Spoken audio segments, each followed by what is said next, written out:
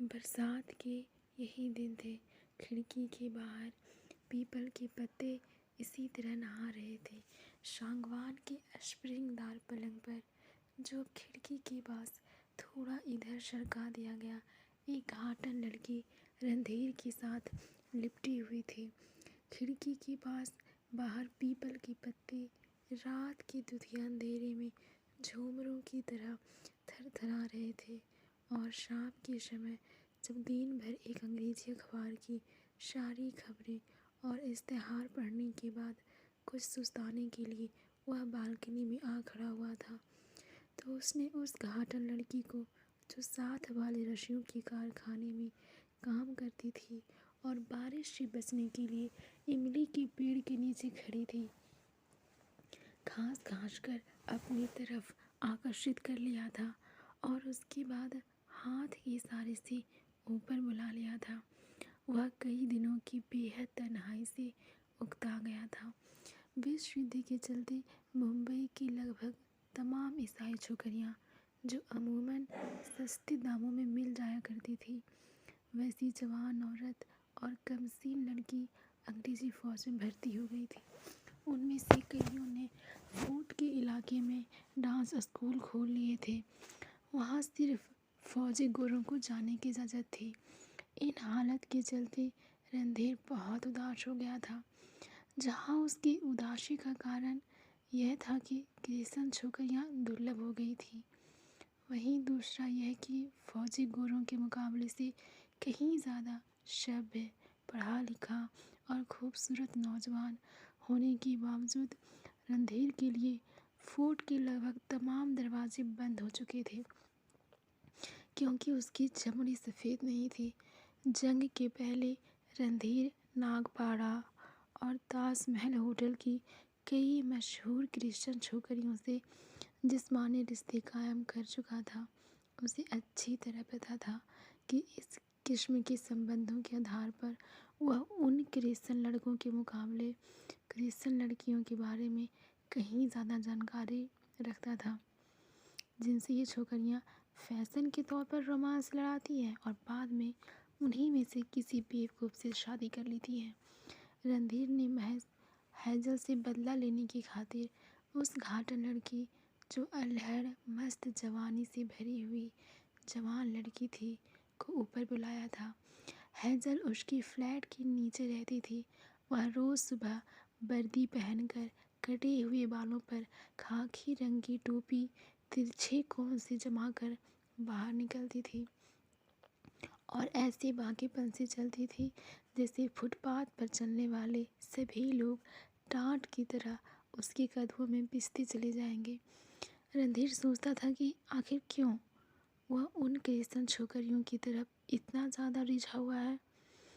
इसमें कोई शक नहीं कि वे मंचली लड़कियां अपने जिस्म की तमाम दिखाई जा सकने वाली चीज़ों की नुमाइश करती है।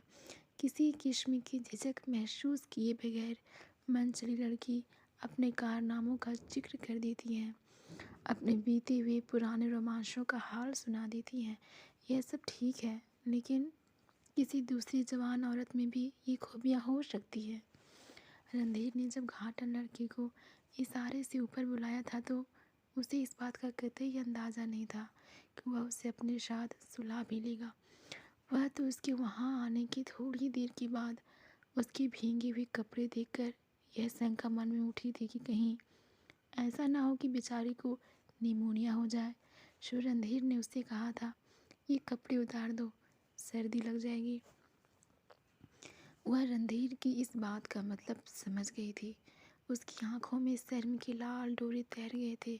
फिर भी जब रणधीर ने अपनी धोती निकाल कर दी, तो कुछ देर सोचकर अपना लहंगा उतार दिया, जिस पर मैल भीगने के कारण और भी उभर आया था। लहंगा उतार कर उसने एक तरफ रख दिया और अपनी रानों पर जल्दी से धोती डाल ली। फिर उसने अपनी भींची भींची टांगों से ही चोली उतारने की कोशिश की, जिसके दोनों किनारों को मिलाकर उसने एक गांठ दे रखी थी। वह गांठ उसके तंदुरुस्त सीने के नन्हे लेकिन सिमटे गड्ढे में छिप गई थी। कुछ देर तक वह अपने घिसे हुए नाखूनों की मदद से चोली की गांठ खोलने की कोशिश करती रही, जो भीगने के कारण बहुत ज़्यादा मजबूत हो गई थी। जब थक हार कर बैठ गई तो उसने मट्ठी में रणधीर से कुछ कहा, जिसका मतलब यह था, मैं क्या करूं, नहीं निकलती। रणधीर उसके पास बैठ गया और गांठ खोलने लगा।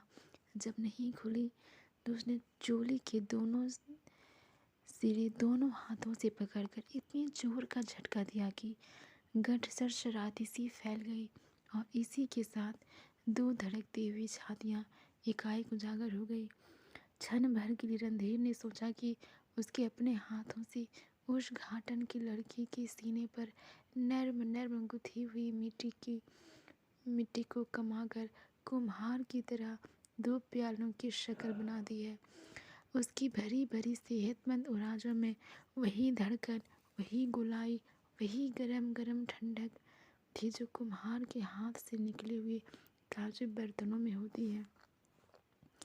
मटमैले रंग की उन कुंवारी और जवान औरतों की उरेजों ने एक अजीब किस्म की चमक पैदा कर दी थी, जो चमक होते हुए भी चमक नहीं थी। उसके सीने पर ये उभार दो दिए मालूम होते थे, जो तालाब के गंदीले पानी पर जल रहे होने का आभास दे रहे थे। बरसात के यही दिन थे। खिड़की के बाहर पीपल के पत्ते इसी तरह कपकपा रहे थे। उस घाटन लड़की के दोनों कपड़े, जो पानी से सराबोर हो चुके थे, एक गंदेले ढेर की सूरत में फर्श पर पड़े थे और वह घाटन की नंगी लड़की रणधीर के साथ चिपटी हुई थी।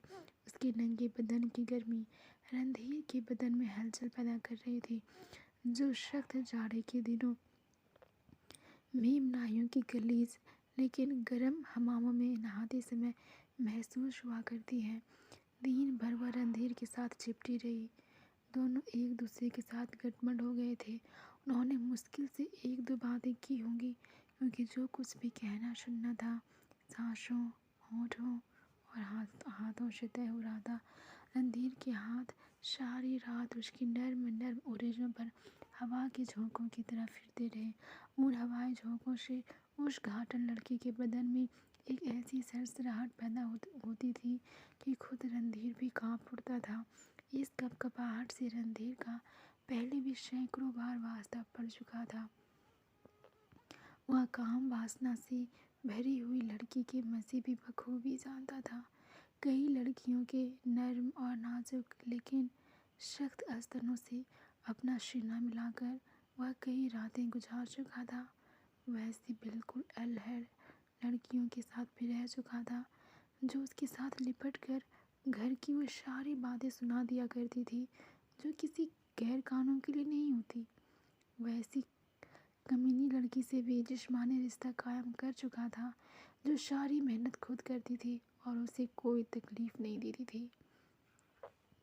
उसे कई सामाजिक रूप से बदचलन लड़की और बदचलन औरत का भी अनुभव था, जिसे बहुत ही रूहानी मानता था। लेकिन यह घाटन की लड़की, जो इमली के पेड़ के नीचे भींगी हुई खड़ी थी और जिसे उसने इशारे से ऊपर बुला लिया था, बिल्कुल भिन्न किस्म की लड़की थी। सारी रात रणधीर को उसके जिस्म से एक अजीब किस्म की बू आती रही। इस बू को, जो एक ही समय में खुशबू थी और बदबू भी, वह सारी रात पीता रहा। उसकी बगलों से, उसकी छातियों से, उसके बालों से, उसकी चमड़ी से, उसकी जवान जिस्म के हर हिस्से से यह जो बदबू भी थी और खुशबू भी रणधीर के पूरे शरीर में बस गई थी। सारी रात वह सोचता रहा था कि यह घाटन लड़की बिल्कुल करीब होकर भी हरगिज़ इतनी करीब नहीं होती अगर उसके जिस्म से यह बू न उड़ती। यह बू उसके मन मस्तिष्क की हर सलवट में रेंग रही थी। उसके तमाम नए पुराने अनुभवों में रच बस गई थी। उस बू ने उस लड़की और रणधीर को जैसे एक दूसरे से एकाकार कर दिया था। दोनों एक दूसरे में समा गए थे, उन अनंत गहराइयों में उतर गए थे जहाँ पहुंचकर इंसान एक खालिश इंसान की संतुष्टि से सराबोर होता है। ऐसी संतुष्टि जो क्षणिक होने पर भी अनंत थी, लगातार बदलती हुई होने पर भी दृढ़ और अस्थायी थी। दोनों एक ऐसा जवाब बन गए थे जो आसमान के नीले शून्य में उड़ते रहने पर भी दिखाई देता था। उस बू को जो उस घाटन लड़की के अंग अंग से फूट रही थी रणधीर बखूबी समझता था, लेकिन समझे हुए भी वो इनका विश्लेषण नहीं कर सकता था। जिस तरह कभी मिट्टी पर पानी छिड़कने से सोंधी सोंधी बू निकलती है, लेकिन नहीं, वह बू कुछ और ही तरह की थी। उसमें लेवेंडर और इत्र की मिलावट नहीं थी, वह बिल्कुल असली थी, औरत और मर्द के शारीरिक संबंधों की तरह असली और पवित्र। रणधीर को पसीने की बू से सख्त नफरत थी। नहाने के बाद वह हमेशा बगलों वगैरह में पाउडर छिड़कता था या कोई ऐसी दवा इस्तेमाल करता था जिससे वह बदबू जाती रहे।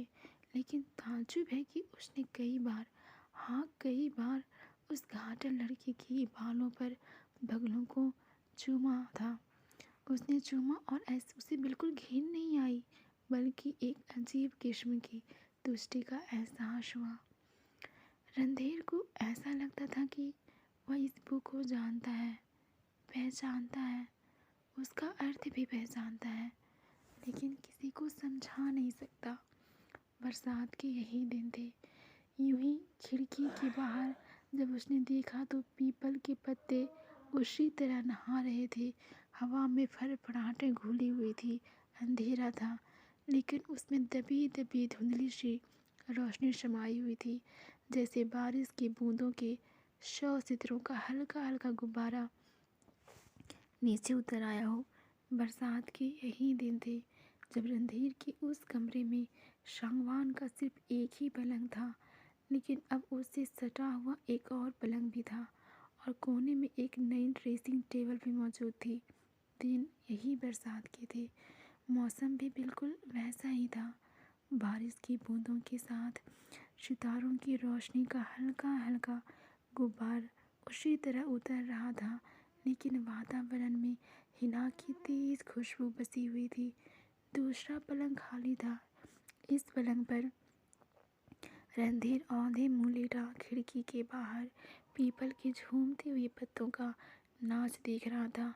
एक गोरी चिट्टी लड़की अपने नंगे जिस्म को चादर से छुपाने की नाकाम कोशिश करते करते रणधीर के और भी करीब आ गई थी।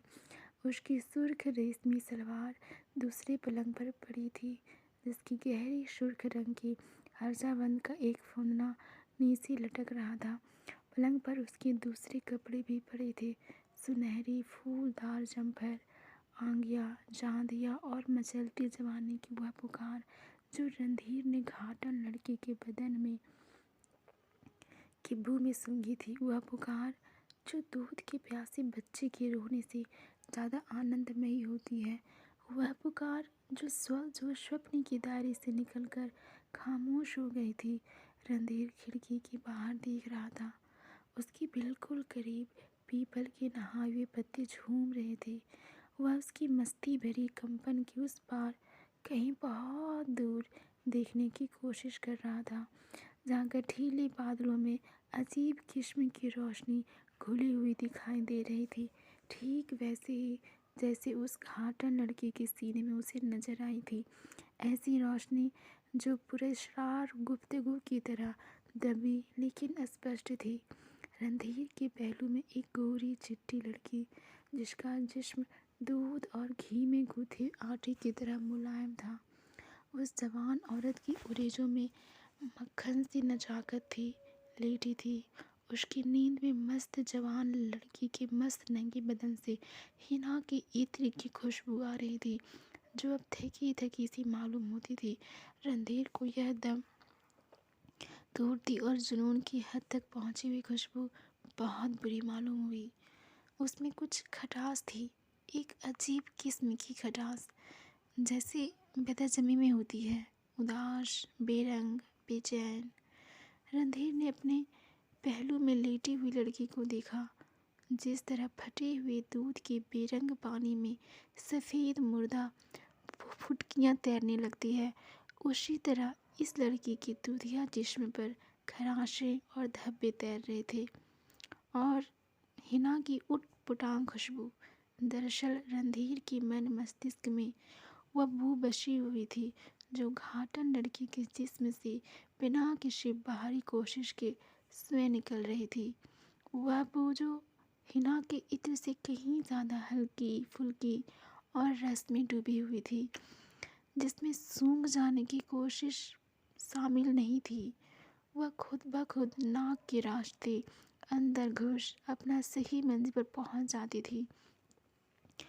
लड़की के स्याह बालों में चांदी के बुरादे के कण की तरह जमे हुए थे। चेहरे पर पाउडर, सुर्खी और चांदी के बुरादे के इन कणों ने मिलजुल कर एक अजीब रंग पैदा कर दिया था, बेनाम सा उड़ा उड़ा रंग। और उसके गोरे सीने पर कच्चे रंग की अंकियां ने जगह जगह सुर्ख धब्बे बना दिए थे। लड़की की छातियाँ दूध की तरह सफ़ेद थी, उनमें हल्का हल्का नीलापन भी था। बगलों में बाल मुड़े हुए थे, जिसकी वजह से वह सुरमई गुबार से पैदा हो गया था। रणधीर लड़की की तरफ देख देख कर कई बार सोच चुका था, क्यों ऐसा नहीं लगता जैसे मैंने अभी अभी कीले उखाड़ कर उसे लड़की के बंद बक्से से निकाला हो। अमूमन किताबों और चीनी के बर्तनों पर जैसी हल्की हल्की खराशें पड़ जाती हैं, ठीक उसी प्रकार उस लड़की के नंगी जवान जिस्म पर भी कई निशान थी। जब रणधीर ने उसकी तंग और चुस्त अंगिया की डोरियां खोली थी तो उसकी पीठ पर और सामने सीने पर नर्म नर्म गोश्त की झुर्रियां सी दिखाई दी थी, और कमर के चारों तरफ कसकर बंधे हुए इजाबंद का निशान भी। वजनी और नुकीले नेकलेस से उसके सीने पर कई जगह खराशें पड़ गई थी, जैसे नाखूनों से बड़े जोर से खुजलाया गया हो। बरसात के यही दिन थे। पीपल के नर्म नर्म पत्तों पर बारिश की बूंदें गिरने से वैसी ही आवाज़ पैदा हो रही थी जैसी रणधीर उस दिन सारी रात सुनता रहा था। मौसम बेहद सुहाना था। ठंडी ठंडी हवा चल रही थी, उसमें हिना की इत्र की तेज खुशबू घुली हुई थी। रणधीर के हाथ देर तक उस गोरी लड़की के कच्चे दूध की तरह सफ़ेद स्तनों पर हवा के झोंकों की तरह फिरते रहे थे। उसकी उंगलियों ने उस गोरे गोरे बदन में कई चिंगारियां दौड़ती हुई महसूस की थी। उस नाजुक बदन में कई जगहों पर सिमटे हुए कंपन का भी उसे पता चला था। जब उसने अपना सीना उसके सीने के साथ मिलाया तो रणधीर के जिस्म की हर रोंगटे ने उस लड़की के बदन के छिड़े तारों को भी आवाज़ सुनी थी, मगर वह आवाज़ कहाँ थी? रणधीर ने आखिरी कोशिश के तौर पर उस लड़की के दूधिया जिस्म पर हाथ फेरा, लेकिन उसे कोई कपकपी महसूस नहीं हुई। उसकी नई नवीली दुल्हन जो कमशीन कली थी, जो फर्स्ट क्लास मजिस्ट्रेट की बेटी थी और जो अपने कॉलेज के सैकड़ों दिलों की धड़कन थी, रणधीर के किसी भी चेतना को छू न सकी। वह हिना की खुशबू में उस बू को तलाश रहा था जो इन्हीं दिनों, जब खिड़की के बाहर पीपल के पत्ते बारिश में नहा रहे थे, उस घाटन लड़की के मैले बदन से आई थी।